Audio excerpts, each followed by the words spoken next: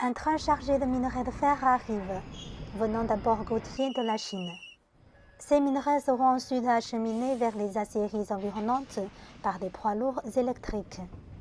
Il s'agit de l'activité de transport multimodal du centre logistique Sudouane de Wuhan, situé à la jonction des 4 provinces du Hebei, Henan, Shandong et Shanxi.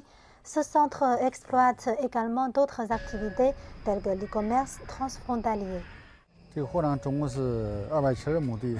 Ce parc à conteneurs couvre un total de 18 hectares de terrain avec une capacité de transport annuelle de 15 millions de tonnes.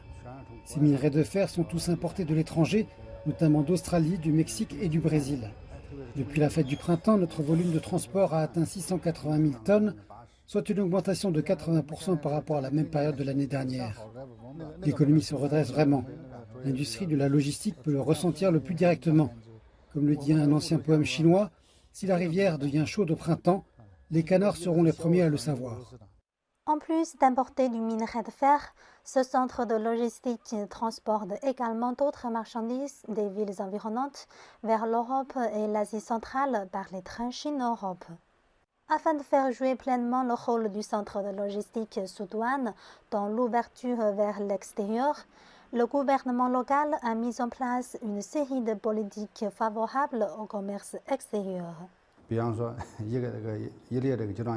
Par exemple, si un conteneur de marchandises est déclaré ici dans notre centre de logistique, la subvention gouvernementale est de 2 000 à 4 000 yuans selon la taille du conteneur.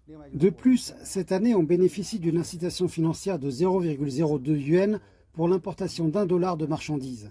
Avec le soutien du gouvernement local, ce centre de logistique continue à se développer. Alors que l'épidémie en Chine s'est stabilisée, M. Zhang est plein de confiance pour l'avenir.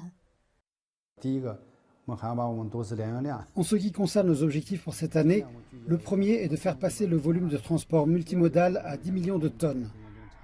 Deuxièmement, nous voulons normaliser les activités de train Chine-Europe avec 3 ou 4 trains par mois. Troisièmement, nous allons améliorer les performances du projet d'e-commerce transfrontalier et en faire les 3 premiers de la province du Hebei. Avec la marche régulière des trains internationaux tels que les trains Chine-Europe et le développement du projet de l'e-commerce transfrontalier, les villes environnantes bénéficieront des avantages de la ceinture et la route et auront ainsi des échanges plus directs avec le monde. Shenyang, CGTN français, Wuhan.